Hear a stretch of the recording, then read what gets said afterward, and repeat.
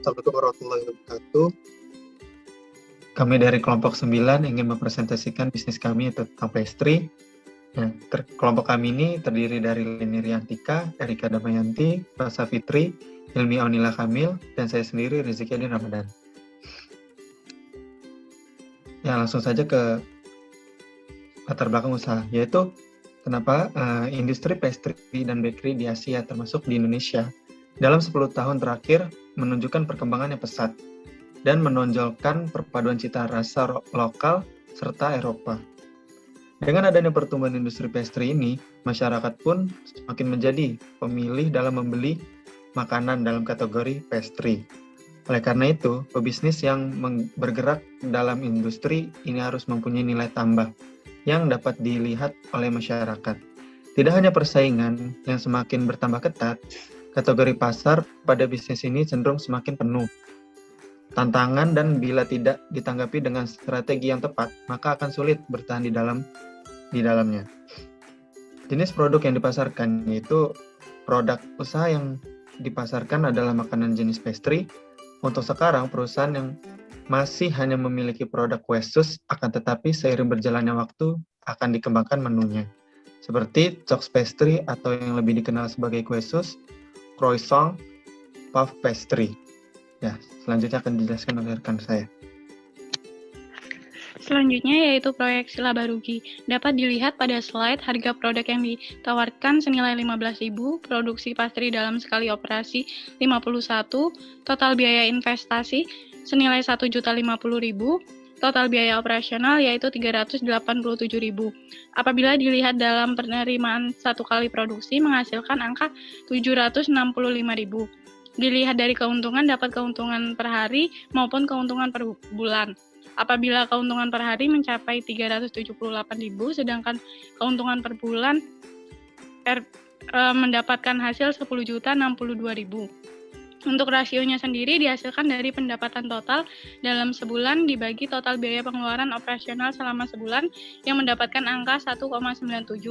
Untuk pengembalian modal usaha sendiri pada usaha pastry ini terbilang cepat karena mendapatkan angka 0,10 yang dihasilkan dari biaya investasi dibagi keuntungan penjualan.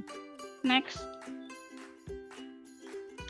Untuk BEP sendiri ada BEP produk dan BEP harga. BEP produk dihasilkan dari total biaya produksi selama sebulan dibagi harga perkemasan yang menghasilkan 774 unit. Sedangkan BEP harga yaitu total biaya produksi selama sebulan dibagi total produksi selama sebulan yang menghasilkan BEP harga senilai 8.000. Selanjutnya akan dilanjutkan oleh rekan saya. Selanjutnya yaitu aspek pasar dan pemasaran. Bentuk pasarnya yaitu pasar konkret, yaitu pasar yang mempertemukan penjual dan pembeli secara langsung. Untuk segmentasinya, masyarakat yang tinggal di sekitar kota Bandar Lampung dengan targetnya semua kalangan usia dan memposisikan sebagai produk dengan bahan baku berkualitas dengan takaran yang pasti sehingga rasanya terjamin. Analisis persaingan menggunakan analisis SWOT.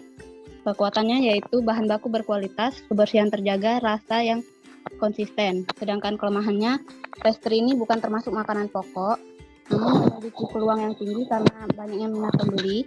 Untuk ancamannya itu terdapat banyak pesaing dengan harga yang berbeda tipis. Untuk bauran pemasarannya, faktor harga, pastry dibanderol dengan harga 15.000. Faktor produk ini mengedepankan konsistensi cita rasa dan kualitas. Promosi dilakukan di media sosial, pamflet dan juga brosur. Sedangkan untuk pendistribusiannya, pembeli bisa datang langsung ke toko. Selanjutnya akan dijelaskan oleh rekan saya. Selanjutnya ada aspek teknik dan teknologi. Yang pertama ada pemilihan dan perencanaan produk.